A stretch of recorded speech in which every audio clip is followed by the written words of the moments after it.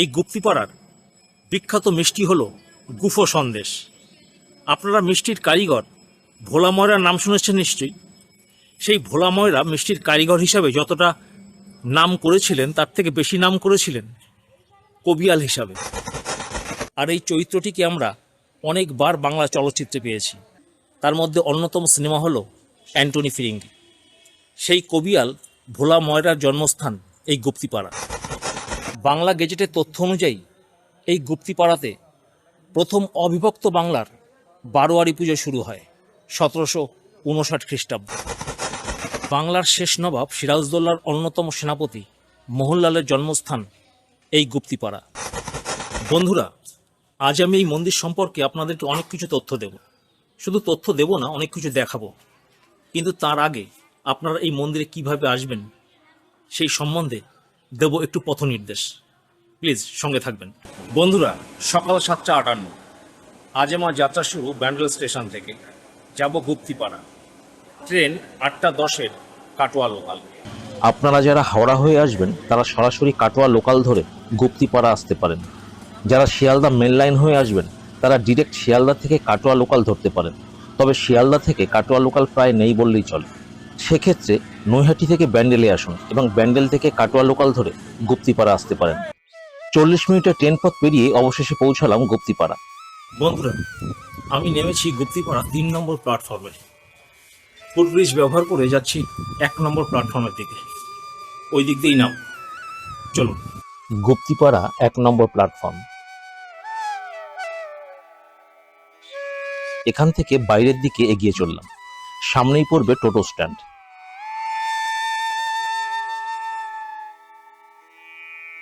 দেখতে দেখতে পৌঁছে গেলাম আমার গন্তব্যে। সময় লাগলো মিনিট 15-র মতো। ভাড়া 20 টাকা। তবে আমি যেহেতু একা ছিলাম তাই আমার কাছ থেকে ভাড়া নিল 50 টাকা।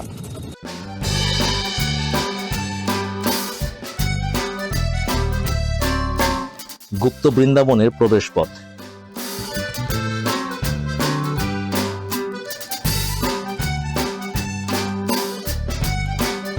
বন্ধুরা, অবশেষে আমি পৌঁছালাম গুপ্তিপাড়ার জিউ বৃন্দাবন চন্দ্র মঠে।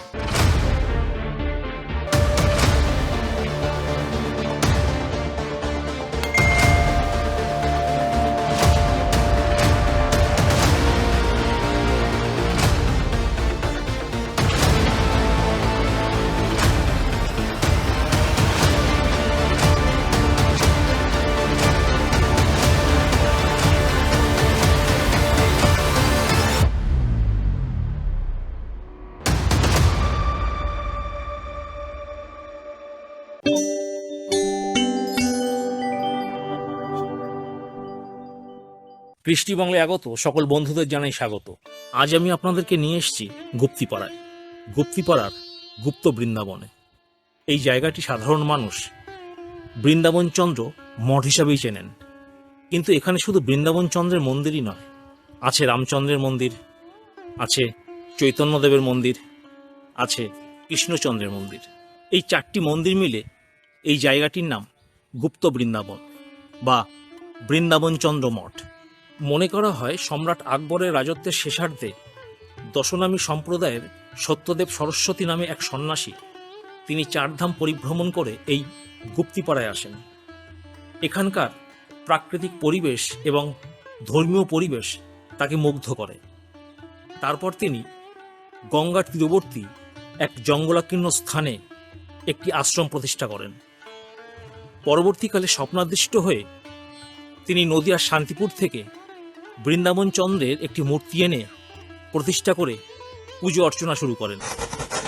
যে জায়গায় বৃন্দাবন চন্দ্র বাস করছেন সেই জায়গাটি সাধারণ মানুষের কাছে বৃন্দাবন বলে মনে হতে থাকে এবং পরবর্তীকালে এই জায়গাটিকে বলা হতো গুপ্ত বৃন্দাবন পল্লী। এবং এই গুপ্ত বৃন্দাবন পল্লী শর্টে হয় গুপ্তপল্লী এবং সেই গুপ্তপল্লী থেকেই আজকের গুপ্তিপাড়া। তবে বিখ্যাত ওলন্দাজ ভূপর্যটক জন স্প্লিন্টার স্টাবনিরাসের 1470 সালে আঁকা একটি ম্যাপে এই গুপ্তিপাড়ার নাম পাওয়া যায়। স্বাভাবিক কারণেই গুপ্তিপাড়ার নামকরণের পিছনে প্রথম যুক্তিটি একদমই যুক্তিযুক্ত নয়। তার কারণ এই মঠের সবচেয়ে পুরনো মন্দিরটি হচ্ছে চৈতন্যদেবের মন্দির। এই মন্দিরটি প্রতিষ্ঠা হয়েছিল 1700 খ্রিস্টাব্দের গোড়ার দিকে। গুপ্তিপাড়া নামকরণের পেছনে দ্বিতীয় যুক্তিটি হল, এখানে যেসব জনজাতি বাস করতেন তাদের মধ্যে অধিকাংশই ছিল বৈদ্য। এরা ছিলেন বর্ধিষ্ণু এবং এদের উপাধি ছিল গুপ্ত। সেই গুপ্ত থেকেই গুপ্তপাড়া, যা পরবর্তীকালে গুপ্তিপাড়া হয়। মন্দিরে ওঠার এটাই একমাত্র সিঁড়িপথ। প্রতিটি মন্দিরে ওঠার জন্য আলাদা আলাদা সিঁড়ি নেই। সব মন্দিরগুলো একই উচ্চতার বেদির উপর অবস্থিত। এগুলি এক একটি সাঁকো, এবং এক মন্দির থেকে আরেক মন্দিরে যাওয়ার জন্য এই সাঁকোগুলো ব্যবহার করা হয়। শ্রী বৃন্দাবনচন্দ্র মঠের সবথেকে পুরনো মন্দির হল শ্রী চৈতন্যদেবের মন্দির। এই মন্দিরটি 1700 খ্রিস্টাব্দের গোড়ার দিকে বিশ্বেশ্বর রায় নামে এক ভদ্রলোক প্রতিষ্ঠা করেন। এটাই চৈতন্যদেবের মন্দির। এই মন্দিরটি বাংলার জোর বাংলা রীতিতে নির্মিত। মন্দিরটি উঁচু বেদির উপর প্রতিষ্ঠিত। একসময় এই মন্দিরটি ছিল পূর্বমুখী। বর্তমানে পশ্চিম দিকের দ্বারটি প্রধান দ্বার হিসাবে ব্যবহার করা হয়। মন্দিরের পূর্ব দিকের প্রবেশপথ, এই দিকটা বর্তমানে ব্যবহার করা হয় না। চৈতন্যদেবের মন্দিরের এটা হচ্ছে পশ্চিমমুখী পথ, এবং বর্তমানে এই প্রবেশদ্বারটি ব্যবহার করা হয়। শোনা যায় এই মন্দিরেই নাকি আগে বৃন্দাবনচন্দ্রের অধিষ্ঠান ছিল। পরে বৃন্দাবনচন্দ্রের জন্য আলাদা মন্দির প্রতিষ্ঠা হয়। এই মন্দিরে শ্রী মহাপ্রভু ও নিত্যানন্দের দারুকাঠের মূর্তি প্রতিষ্ঠা করা হয়। সময়ের ভার আর সঠিক সংস্কারের অভাবে এই মন্দিরের টেরাকোটার কাজ আজ কালের গর্ভে হারিয়ে গেছে।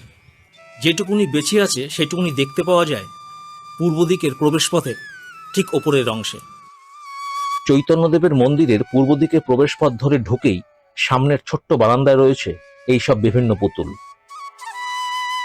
চৈতন্যদেবের মন্দির সংলগ্ন দক্ষিণমুখী ত্রিখিলান বিশিষ্ট আটচালার এই মন্দিরটি হল বৃন্দাবনচন্দ্রের মন্দির।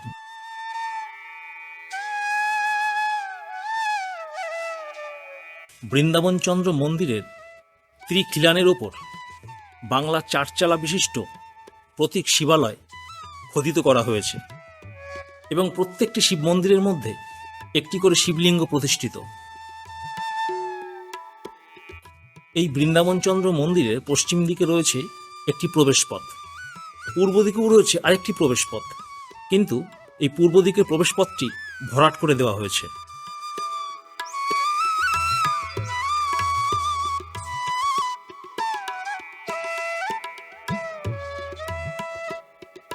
শোনা যায় দশনামী সম্প্রদায়ের সন্ন্যাসী সত্যানন্দ সরস্বতী শান্তিপুর থেকে বৃন্দাবনচন্দ্রের এই মূর্তিটি এনে গুপ্তিপাড়ায় প্রতিষ্ঠা করেন।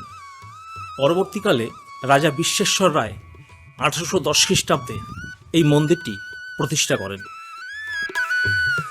গর্ভগৃহে বৃন্দাবনচন্দ্র ও শ্রী রাধিকা ছাড়াও রয়েছে দারু নির্মিত জগন্নাথ, বলরাম ও সুভদ্রা। রথযাত্রার সময় এই ত্রয়ী বিগ্রহকে রথে বসিয়ে গুপ্তিপাড়ার বিখ্যাত রথযাত্রা অনুষ্ঠিত হয়। জাঁকজমকে এই রথযাত্রা মাহেশের রথযাত্রার পরেই স্থান পায় বলে অনেকে মনে করেন। মন্দিরের ভেতরের বারান্দা ও গর্ভগৃহের দেওয়াল ও ভেতরের ছাদ জুড়ে ফ্রেস্কো পেন্টিংয়ের মাধ্যমে ফুটিয়ে তোলা হয়েছে বিভিন্ন পৌরাণিক কাহিনী, কলকা ও ফুল লতাপাতার কারুকার্য। গর্ভগৃহের ভেতরকার দেয়ালেও বিভিন্ন চিত্রের কাজ আপনার দৃষ্টি আকর্ষণ করবেই। প্রায় 200 বছরের পুরনো এই ইমারতগুলো আজও শ্রী বৃন্দাবনচন্দ্রের মন্দিরকে মাথায় তুলে দাঁড়িয়ে রয়েছে। এটা কৃষ্ণচন্দ্রের মন্দির।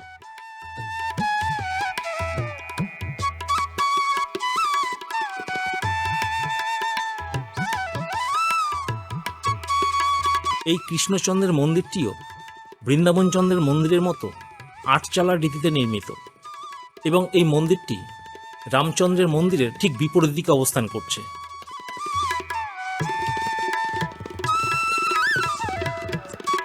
বাংলার নবাব আলীবর্দী খাঁর আমলে 1745 খ্রিস্টাব্দে এই মন্দিরটি প্রতিষ্ঠা করেন দণ্ডী মধুসূদন।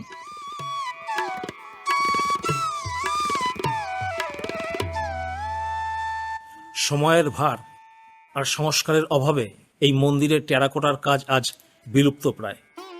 এই মন্দিরের ত্রিখিলানের আশেপাশের দেওয়ালে এখনও কিছু টেরাকোটার কাজ দেখা যায়, যে কাজগুলো আজও অতীতের গৌরব বহন করে চলেছে।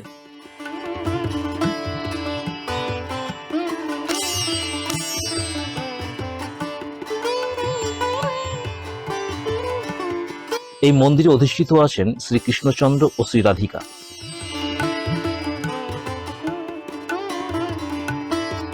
আর এই মন্দিরটা হলো রামচন্দ্রের মন্দির।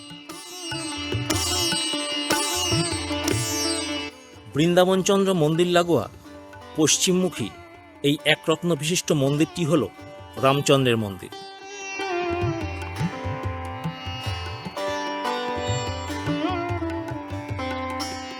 হুগলির শেওড়াফুলির রাজা হরিশ্চন্দ্র রায় সদানন্দ দাস দণ্ডী স্বামীর সময়কালটা 1822 থেকে 1829 খ্রিস্টাব্দের মধ্যবর্তী কোনো এক সময় এই মন্দিরটি প্রতিষ্ঠা করেন। তবে সময়ের নিরিখে বাকি 3টে মন্দিরের থেকে এই মন্দিরটি অনেকটাই কম ক্ষতিগ্রস্ত। মন্দিরের দেওয়ালে অসাধারণ টেরাকোটার কাজগুলো আপনাকে মুগ্ধ করবেই। কোথাও রামায়ণের রাম রাবণের যুদ্ধ, সঙ্গে বানর বাহিনী ও রাক্ষস সেনা, কোথাও কৃষ্ণলীলা ও রাসচক্র, দুর্গার বিভিন্ন অবতার ও তার রূপ, নৌকা বিহার, হাতি ঘোড়া সহ বিভিন্ন পশু পাখি ও ফুল ও অপ্সরাদের নৃত্য ফুটিয়ে তোলা হয়েছে।